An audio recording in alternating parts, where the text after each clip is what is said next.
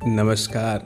कैसे हैं आप? मुझे उम्मीद है स्वस्थ होंगे, मस्त होंगे और जहाँ भी है कर रहे होंगे खूब सारे मज़े, है ना?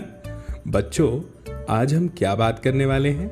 आज हम बात करेंगे आपकी सबसे प्यारी हिंदी की जो किताब है ना, उसमें अध्याय 8 की, जिसका नाम है खतरे में सांप। भाई, सांप के बारे में तो आपने सुना ही होगा।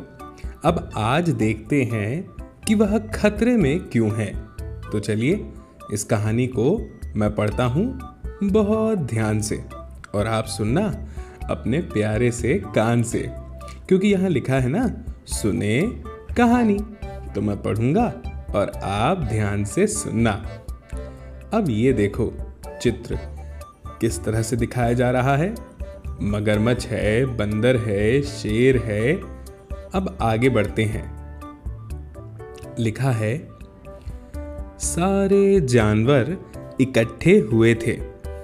बात चल रही थी कि खतरे में अपनी जान कैसे बचाएं।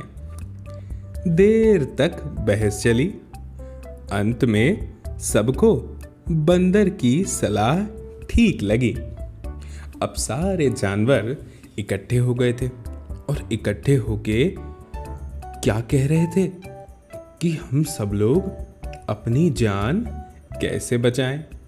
लेकिन हुआ क्या था, ये तो आगे पता चल जाएगा। देर तक बहुत बहस चली कि जान कैसे बचाएंगे, कैसे बचाएंगे, और अंत में सबको बंदर की सलाह यानी बंदर की बात ठीक लगी। अब बंदर ने जान बचाने का क्या उपाय बताया था? भाई, बंदर की सलाह थी कि खतरे के समय सिर पर पैर रखकर भागना सबसे अच्छा है। अब देखो, बंदर ने बिल्कुल बंदर जैसी सलाह दी है कि सिर पर पैर रखना और भागना सबसे अच्छा है। कब? जब खतरा हो। ठीक है, सबको ये बात भी पसंद आई। अब आगे देखते हैं क्या हुआ। बातचीत समाप्त हुई और सारे जानवर अपने अपने ठिकाने चले गए। सिर्फ सांप एक दूसरे का मुंह ताकते देर तक वहीं बैठे रहे।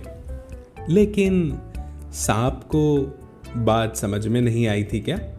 फिर सांप क्यों रुक गए? क्योंकि बंदर ने कहा था कि अपने अपने सिर पर पैर रखकर भागना है जब खतरा हो। लेकिन सांप के तो पैर ही नहीं हैं। फिर वो पैर सिर पर रखकर भला कैसे भागेंगे? ठीक है, तो आपको समझ में आया होगा। वैसे सिर पर पैर रखकर भागने का मतलब पता है क्या होता है बच्चों? यानी जो जैसी स्थिति में है उसी स्थिति में फट से दौड़ पड़े, बहुत तेज। ये देखो, जंगल का कितना प्यारा सा चित्र है। इस चित्र में आपको दिख रही है क्या? ये वाली शेर की गुफा। ये शेर है। ये है लंबी गर्दन वाला कौन? जिराफ। और ये है कंगारू, क्योंकि इसके पास है पॉकेट और उसमें है ये इसका बच्चा। ये है फिश यानी मछली, फिश। ये है कछुआ। ठीक है, ये है सांप, ये है हाथी, ये बंदर है और ये चूहा। ठीक है, अब देखो, एक बहुत ही प्यारी सी कविता है। इस कविता को मैं आपके सामने पढ़ता हूँ। आप क्या करेंगे? मेरे साथ इस कविता को पढ़िएगा। ठीक है, चलिए शुरू करते हैं। लिखा है, आनंदमयी कविता, यानी जिसे पढ़कर आनंद मिले। तो कविता क्या है? कबरी झबरी बकरी। ठीक है, तो पढ़ना शुरू करता हूं। सबसे पहले पढ़िए, बकरी कबरी बकरी झबरी। बोलिए मेरे साथ, बकरी कबरी, बकरी झबरी। फिर बोलिए, कबरी झबरी बकरी। बोलिए, कबरी झबरी बकरी। बहुत अच्छे। अब मैं पढ़ता हूं। आगे निकली कबरी बकरी, पीछे रह गई झबरी। आगे आगे कबरी बकरी, पीछे पीछे झबरी।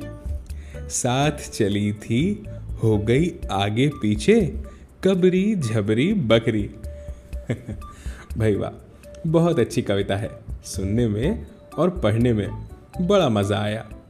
मुझे लगता है आपको भी सुनने में बहुत मज़ा आया होगा, है ना? भाई मज़ा आएगा भी क्यों नहीं, क्योंकि इतने शानदार ढंग से उस कविता को लिखा जो गया था।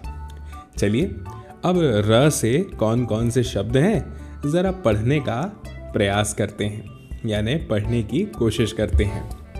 र से है रोटी।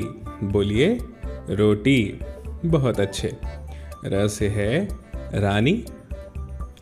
र से है रेल। र से है रमा। र से है रसगुल्ला। और र से है रस्सी। मज़ा आया ना? भाई वाह, बहुत मज़ा आया। अब ये शब्द को ज़रा पढ़ते हैं। गिलहरी। बोलिए मेरे साथ, गिलहरी। फिर बोलिए बकरी। फिर है रिमझिम। बोलिए रिमझिम। फिर है गिरगिट। फिर है खरगोश। ठीक है। अब ज़रा यहाँ पर देखते हैं कि ये जो अक्षर हैं इनसे कौन कौन से शब्द बनते हैं। ठीक है, जैसे एक शब्द बन गया मिठाई, है ना?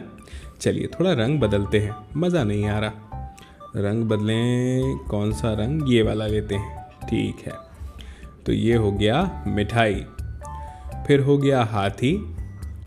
हाथी के बाद हाँ गाड़ी। फिर क्या होगा? और शब्द हैं इसमें, होना तो चाहिए। फिर होगा हाँ ताली।